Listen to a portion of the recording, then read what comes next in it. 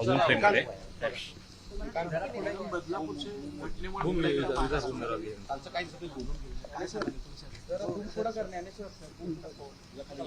हा बोला बोला.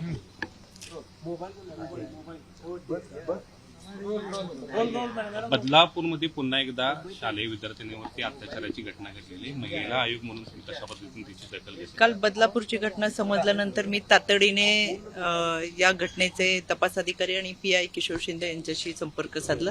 ते बदलापूर पश्चिम पोलीस ठाण्याचे PI आहेत. त्यांनी या घटनेमध्ये सविस्तर माहिती दिली. संबंधित आरोपीवरती गुन्हा दाखल तातडीने करण्यात आला.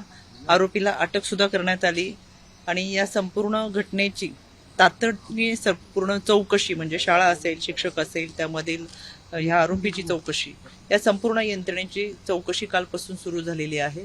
यामध्ये खरं तर प्रत्येक पोलीसनी तपास करत असताना यामध्ये त्या संबंधित पीडित मुलीची, त्यांच्या कुटुंबियांची आणि खऱ्या अर्थाने त्या मानसिकतेमधून जात असताना त्यांना जर समुपदेशनाची गरज असेल तर तीच सुद्धा दिली जावी असं महिला आयोगाच्या वतीनं पोलीस विभागाला सूचना देण्यात आलेल्या आहेत.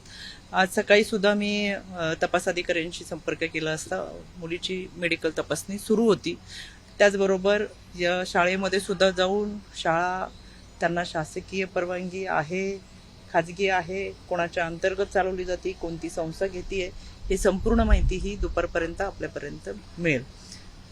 2 दिवसापूर्वी मी स्वतः RTO ऑफिसला अंधेरी येथे भेट दिली होती आणि दुर्दैवाची गोष्ट म्हणजे मी त्या माझ्या समवेत संपूर्ण अधिकारी यंत्रणा त्यांची होती आणि त्या घटनेमध्ये सुद्धा मी सांगितलं, तिथं त्या मीटिंगमध्ये सुद्धा सांगितलं की ज्यावेळेस ओला उबेर असेल किंवा सार्वजनिक बसेस असतील, शाळेतल्या व्हॅन्स असतील, यामध्ये पॅनिक बटन असतं. तर हे पॅनिक बटन आता पुन्हा एकदा कुठेही प्रवास करत असताना वर्किंग वुमनची संख्या ही मोठ्या प्रमाणात आहे आणि हा सगळा प्रवास करत असताना पॅनिक बटन प्रेस केल्यानंतर तातडीने RTO ऑफिस आणि तिथून 112 नंबर यांना अलार्म सिस्टीमच्या माध्यमातून गेलं पाहिजे. पण हे कुठेतरी थोडीशी नियोजनामध्ये एक ढिसाळपणा आहे. तो होताना मला परवा दिसलं नाही आणि ओघाने मी बोलून गेले की आपण सगळेजण परत एकदा बदलापूर झाल्यानंतर जागे होणार का.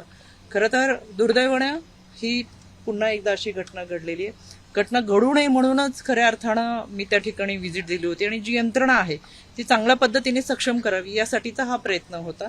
पण अशा घटना घडू नये म्हणून आम्ही सतर्क राहतोय. पण तरी सुद्धा ही घडलेली घटना अत्यंत दुर्दैवी, याचा पूर्ण पाठपुरावा आयोगाच्या वतीने आम्ही करू. पण वराती मागणं घोडा RTO विभागाचं दिसते. आता त्या स्कूल व्हॅनवरती कारवाई केली गेली, परवाना रद्द केला गेलेला आहे आणि दंड सुद्धा ठोठवण्यात आले. खरं तर अशा सगळ्या शालेय स्कूल व्हॅनची अशा पद्धतीनं तपासणी आता या निमित्तानं होणं गरजेचं वाटतं. खरं तर एक नियमावली आहे. या नियमावलीमध्ये प्रत्येक शाळेमध्ये सखी सावित्री कमिटी असणं, शिक्षक पालक संघटना असणं, मुलींच्या ज्या वाहतुकीच्या व्हॅन आहेत त्याच्यामध्ये कंपल्सरी लेडीज केअरटेकर असणं, ही नियमावली आहे.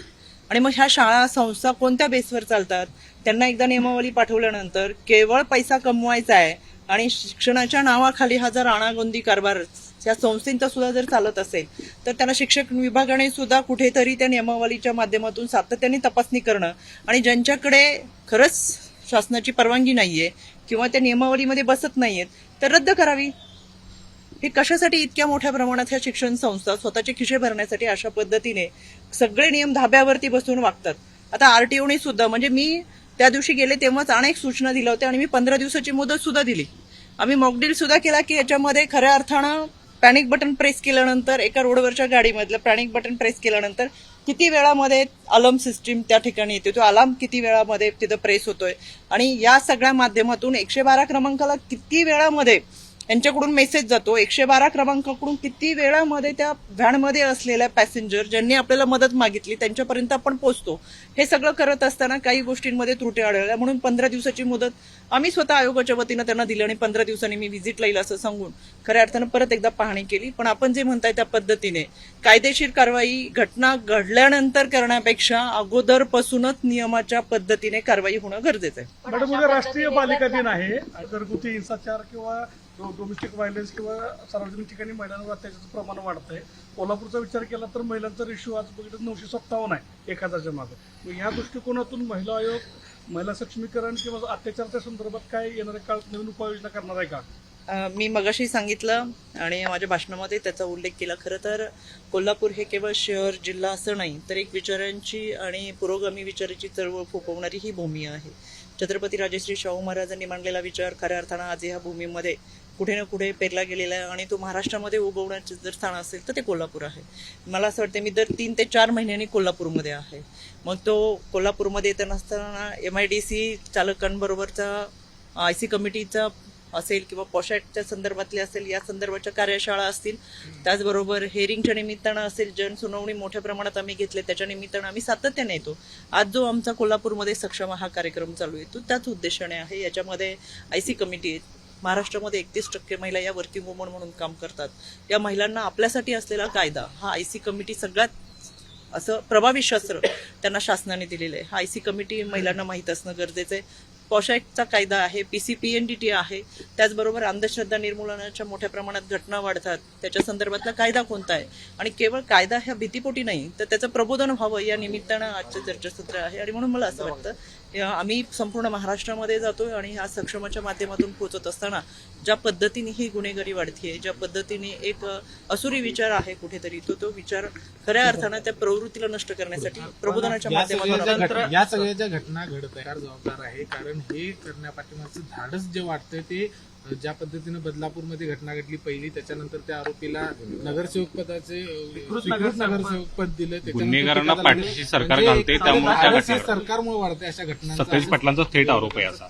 याच्यामध्ये आपण म्हणताय तसं ते बरोबर आहे की जे गुन्हेगारी प्रवृत्तीची लोक आहेत त्यांना पाठीशी घालण्यापेक्षा त्या विकृतीला संपवण्यासाठी आपण एकत्र येऊन काम करणं गरजेचं आहे. त्याच्यामुळे अशा व्यक्तींना का आपण प्राधान्य देतो हे मला समजत नाहीये.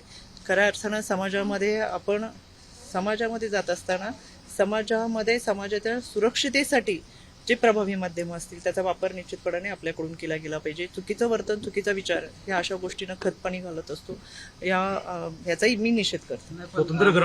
मुख्यमंत्र्यांनी स्वतंत्र मागणी सतेज पाटलांनी केलेली आहे. कारण ज्या पद्धतीने महिला अत्याचारच नाही तर इतर ज्या कायदा व्यवस्थेचे देखील प्रश्न निर्माण झालेला आहे अशा पद्धतीने स्टेटमेंट त्यांनी केलं. खरं तर कोणती घटना घडली की विरोधक टीका करत असतात. शेवटी विरोधकांना सुद्धा मांडण्यासाठी काही गोष्टी हव्या असतात आणि टीका करणं ही त्यांची एक भूमिका असते.